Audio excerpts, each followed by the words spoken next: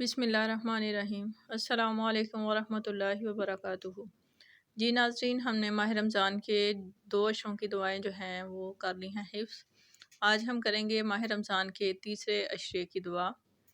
یہ جو عشرہ ہے یہ ہے مغفرت کا عشرہ ہے، یعنی کہ کہہ لیں آپ کے عذاب سے نجات کا ہے، دوزخ سے نجات کا عشرہ ہے، کچھ بھی آپ کہہ سکتے ہیں، یعنی کہ معافی کے حوالے سے ہے، نجات کے حوالے سے ہے، چاہے وہ گناہوں سے معافی ہو یا جہنم کی آگ سے ہو نجات، اس حوالے سے ہے۔ اس تیسرے عشرے میں آپ نے کرنا کیا ہے کہ آپ نے چھوٹی سی دعا کو حفظ کرنا ہے اور آپ نے اسے روٹین میں پڑھنا ہے۔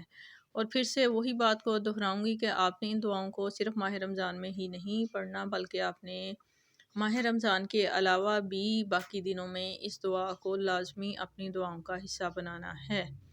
آپ اس دعا کے علاوہ بھی بہت سی اور دعائیں ہیں جو کہ گناہوں سے معافی کی ہیں، جہنم کے عذاب سے نجات کی ہے، جیسے کہ اللہم اجرنا من النار، تو آپ وہ بھی پڑھ سکتے ہیں، یہ بھی پڑھ سکتے ہیں، اور بھی بہت سی دعائیں ہیں اس کے علاوہ، وہ بھی آپ پڑھ سکتے ہیں۔ لیکن پھر میں کہوں گی کہ جو مین بات ہے کہ صرف پڑھنے سے ہی کام نہیں چلے گا جب تک کہ آپ اس کو پڑھ کے اس پہ عمل نہیں ہوگا۔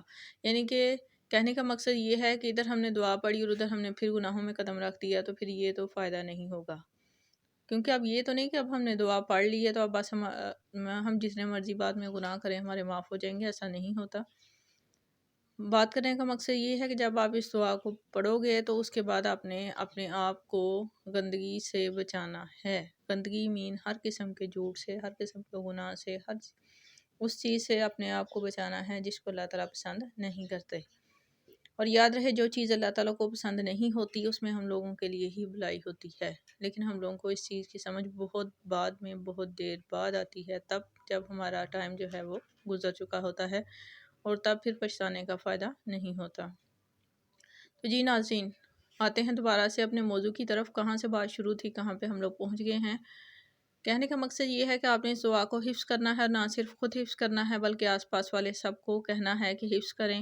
اور اگر آپ کو ویڈیو پسند آتی ہے تو پلیز شیئر کیجئے گا، لائک کیجئے گا ویڈیو کو، اور چینل کو سبسکرائب کرنا مت بھولیے گا۔ اللہ حافظ۔